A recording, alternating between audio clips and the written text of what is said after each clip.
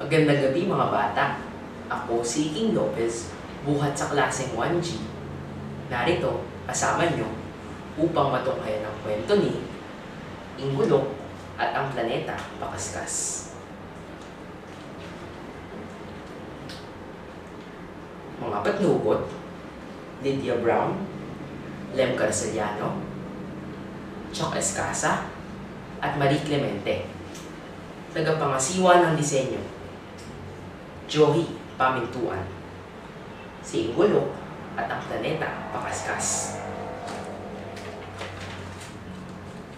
Ito ang planeta Pakaskas. Nakakain ang lahat sa planeta Pakaskas. Ang mga bundok ay matamis na gulaman. Ang mga bahay ay gawa sa tinapay. Ang mga kalsada ay gawa sa sapin-sapin. Ang mga ilog ay masarap na gatas. Ang dagat ay matamis na tsokolate. Muyam-yam ang tawag sa mga nakatira sa planeta Pakaskas. Mahilig kumain ang mga muyam-yam. Wala silang tigil sa kangunguya. Kinakain nila ang mga bundok. Kinakain nila ang mga bahay at kalsada. Iniinom nila ang mga ilog at dagat. Malapit nang maubos ang planeta Pakaskas. Nakapansin ito ni Inggulok. Sabi ni Inggulok, "Mga kaibigang muyam-yam, tigilan na natin ang sobrang pagkain. Bawas tayo ng bawas sa ating planeta. Hindi naman ito natatagdagan." Ngunit walang tinig kay Inggulok. Natakot si Inggulok. Mauubos ng planeta. Wala na tayong magagawa. Kailangan na nating iwan ang ating tahanan. Malungkot na sabi ni Inggulok sa kanyang mga anak.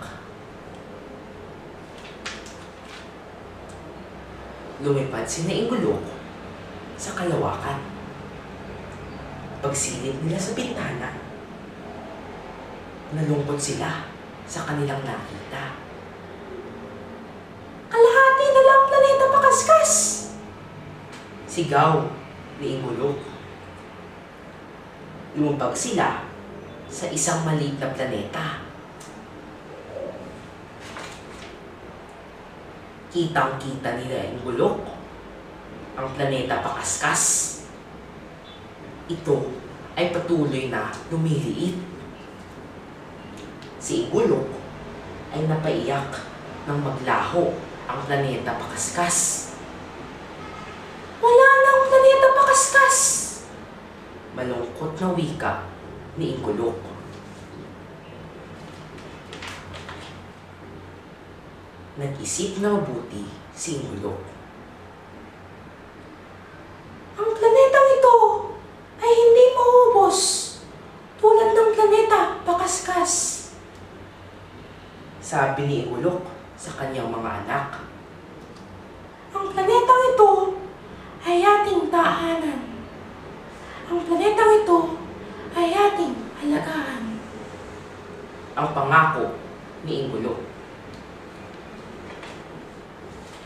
Salamat po sa pakikinig. Muli, magandang gabi. Ito si King Lopez, nag-iiwan ng magandang balita.